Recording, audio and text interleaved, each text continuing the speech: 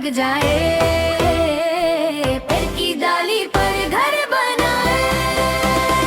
चिड़िया रानी मीठी तेरी बोली सुहानी, सुबह सवेरे सबको जगाए, सूरज के संग गीत सुनाए।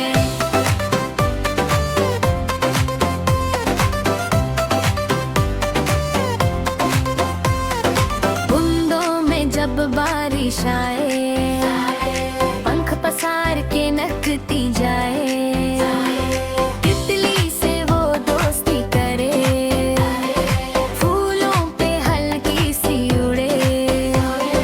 शाम ढले जब सूरज छुपे, चंद पे हल्की सी थपकी, तारों के संग सपने बुने, नन्हे बच्चों के मन को छू ले।